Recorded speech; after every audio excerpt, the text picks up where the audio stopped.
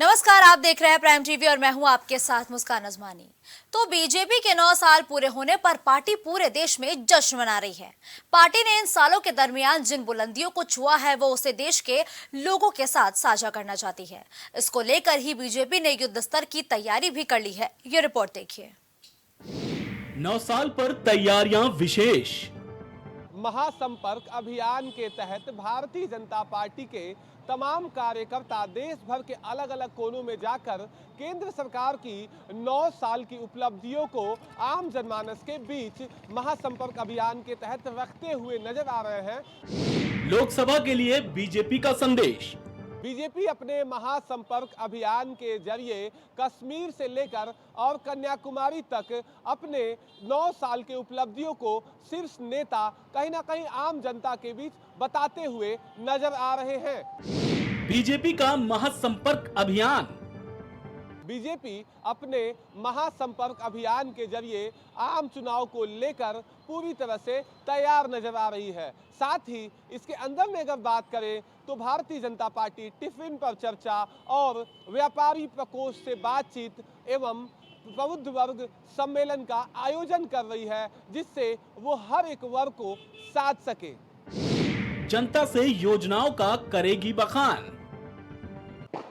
महाजनसंपर्क अभियान के तहत भारतीय जनता पार्टी के शीर्ष नेतृत्व से लेकर और पन्ना प्रमुख तक कहीं ना कहीं 9 साल की उपलब्धियों को आम जनमानस के बीच जाकर और उसे बताते हुए नजर आ रहा है। साथ ही साथ कहीं ना कहीं प्रधानमंत्री मोदी के द्वारा चलाई गई तमाम योजनाओं को बखान करते हुए जनता का एक बार फिर जो समर्थन है वो अपने तरफ लेने का प्रयास किए जा रहे हैं।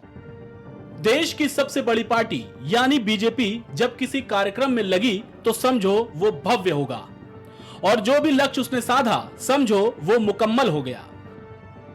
क्यों ये सवाल तमाम विपक्षी दलों के मन को कौंधता है, लेकिन इन सवाल का जवाब सिर्फ एक है, मोदी, मोदी और सिर्फ मोदी।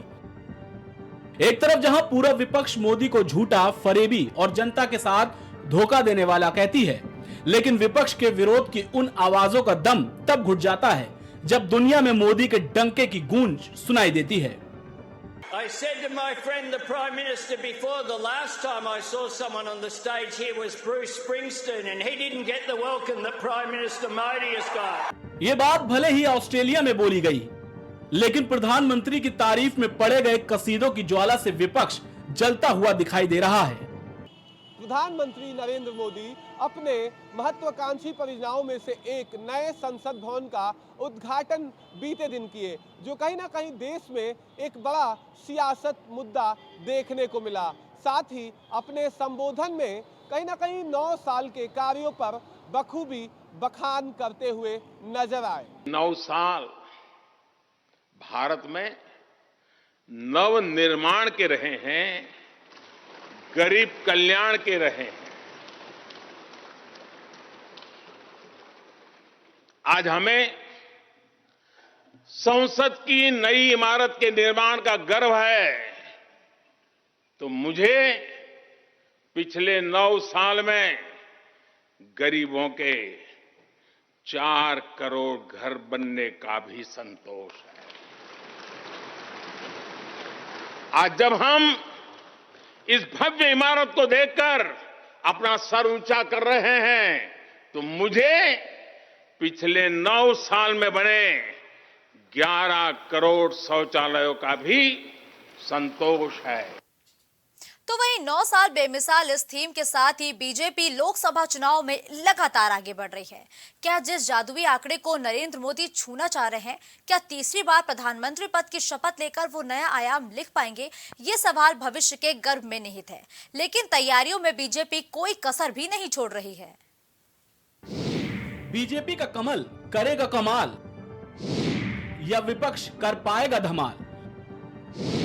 लोकसभा की जंग भारी, बीजेपी की जबरदस्त तैयारी। बीजेपी ने 9 साल धमाल कार्यक्रम के जरिए एक बार फिर से जनता के दिलों में अपनी जगह को सुनिश्चित करना चाह रही है।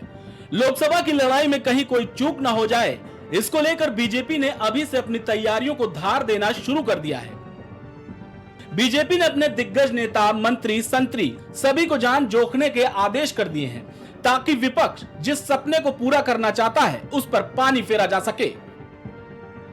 बीजेपी ने इसके लिए खास रणनीति तैयार की है।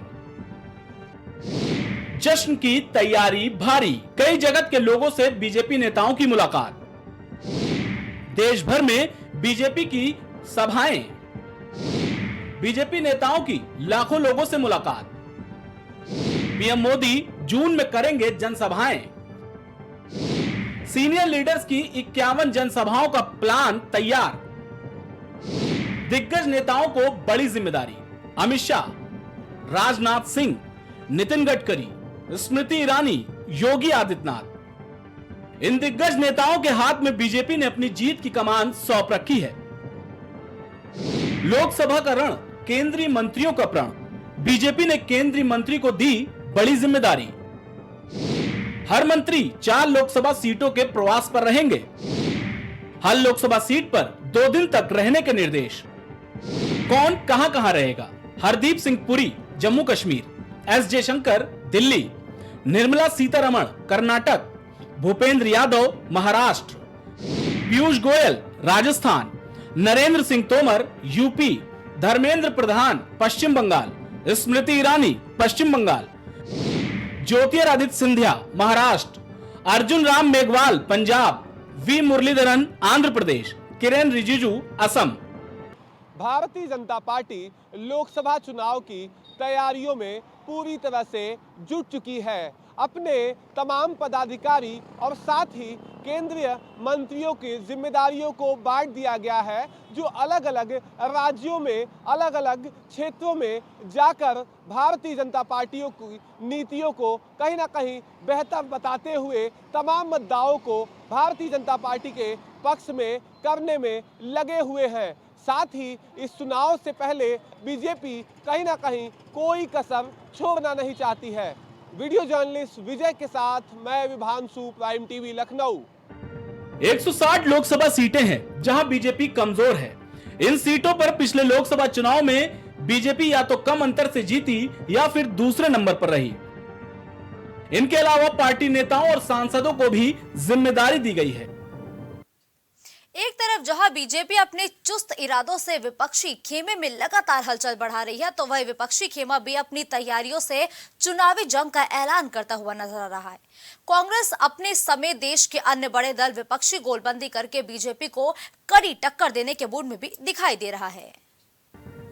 आगामी लोकसभा चुनाव के लिए बीजेपी जहां तरह तरह के अभियान चलाकर चुनावी वैतरणी को पार लगाने की जुगत में दिखाई दे रही है, तो वहीं दूसरी तरफ विपक्ष भी बीजेपी के सामने लामबंद दिखाई दे रहा है।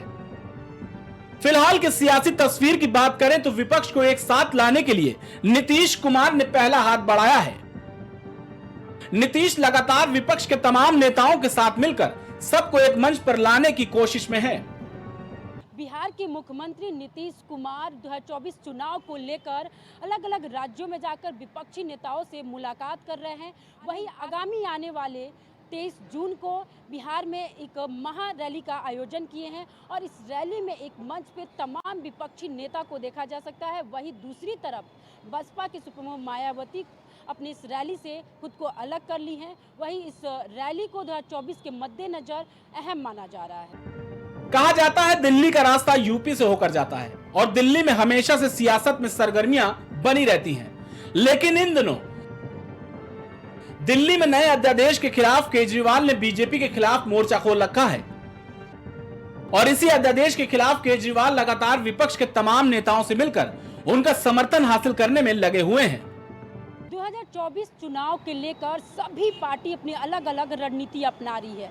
वहीं अब कहा जा रहा है कि दिल्ली के मुख्यमंत्री अरविंद केजरीवाल केंद्र सरकार के द्वारा लाए गए अध्यादेश के खिलाफ तमाम विपक्षी नेताओं से मुलाकात कर रहे हैं और साथ ही समर्थन भी मांग रहे हैं। अब जो तस्वीर सामने निकल के आ रही है, कहा जा रहा है कि जो यह विपक्ष की एकजुटता जो है वो पूरी तरह से 2024 के चुनाव के खिलाफ इनकी एक मिसाल देखी जा सकती है। इस अध्यादेश के बहाने केजरीवाल भी लगातार विपक्ष को साथ लाकर लोकसभा के रण में बीजेपी को मात देने की फिराक में दिखाई दे रहे हैं, लेकिन विपक्षियों का यह पैंतरा कितना सटीक बैठता है, यह भविष्य के गर्भ में निहित है।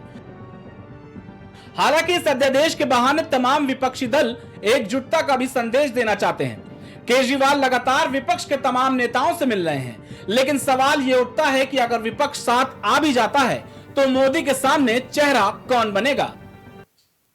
विपक्ष बीजेपी की जमकर मुखालफत करता है। विपक्ष बीजेपी को घेरने में ऐसा कोई मौका नहीं छोड़ता जिसमें उसे लगता है कि अगर ये मुद्दा उठाया गया तो बीजेपी बैकफुट पर आ जाएगी। लेकिन इन तमाम मुद्दों से इतर एक बात सियासत के पटल पर जरूर उठती है कि आखिर मोदी के सामने वो बड़ा चेहरा कौन होगा। खैर, ये तमाम सवाल है जिनका उत्तर आना अभी बाकी है। फिलहाल इस खास पेशकश में सिर्फ इतना ही। मैं मुस्कान अजमानी आप सबसे अलविदा लेती हूँ और वही देश दुनिया की तमाम खबरों के लिए आप लगातार बने रहिए प्राइम टीवी के साथ। कुछ भाव पुष्प। आप देख रहे हैं प्राइम टीवी, सच साहस सरोकार।